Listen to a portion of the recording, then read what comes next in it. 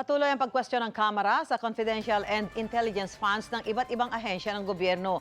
Sa Senado naman, itinutulak na mabigyan ng confidential fund ang Department of Migrant Workers para matutukan daw ang mga illegal recruitment. May unang balita sina Mav Gonzalez at Sandra Aguinaldo.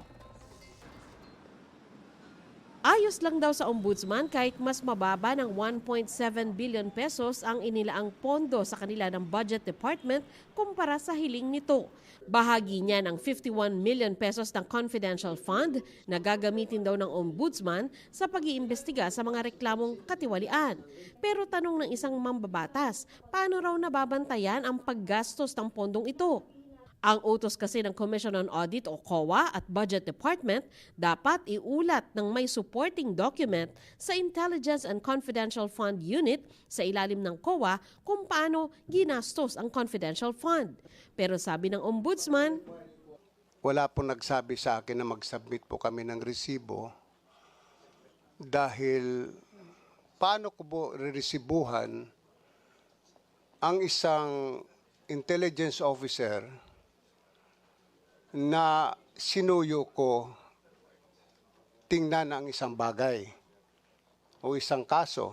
So kung ganyan po yung sinasabi ninyo, so baka ma-encourage ang mga lahat ng government offices na gumamit na lang ng confidential fund kung wala naman itong resibo. Tinanong din ng ombudsman kaugnay sa rekomendasyon nitong sampahan ng graft charges ang ilang sangkot sa maanumalyang transaksyon sa Pharmaly pero hindi isinama si dating Pangulong Rodrigo Duterte.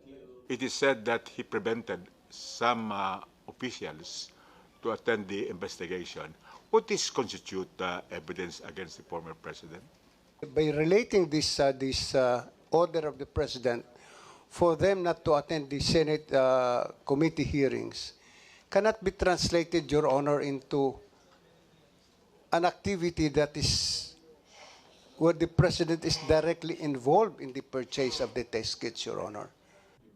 Natanong din ng ombudsman tungkol sa mababang bilang ng mga naipapanalo nitong kaso pero sabi ni Martires, hindi dapat dito ibatay ang pagtingin sa kanilang performance. Kung ang confidential fund ng ibang ahensya kinukwestiyon, sa Senado may nagtulak na bigyan ng ganito ang Department of Migrant Workers o DMW. Napakarami mga illegal recruiter dyan. Illegal recruitment agency na dapat tugisin.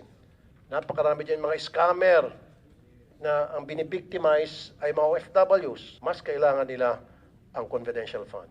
Are you in need of this? In the past, we have relied on law enforcement for the confidential funds. Humingi naman daw ng ganito ang kagawaran pero hindi isinama ng Budget Department sa 15.5 billion peso na planong pondo para sa DMW.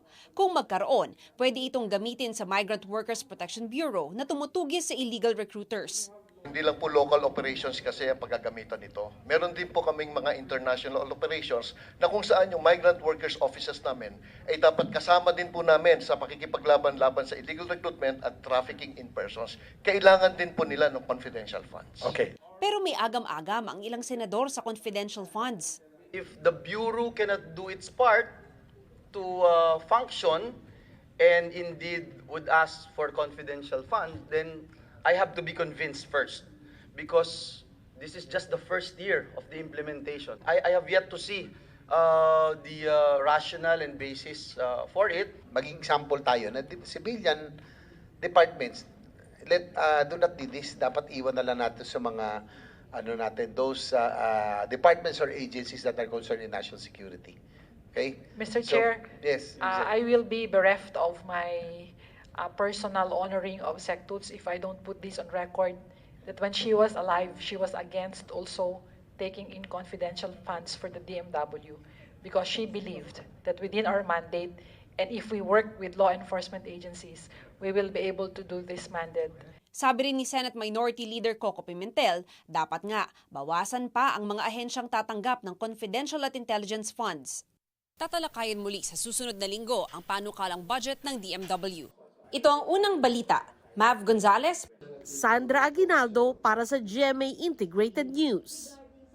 Mauna ka sa mga balita. Bisitahin at mag-subscribe sa GMA Integrated News sa YouTube. Sa mga kapuso abroad, samahan nyo kami sa GMA Pinoy TV at sa www.gmanews.tv.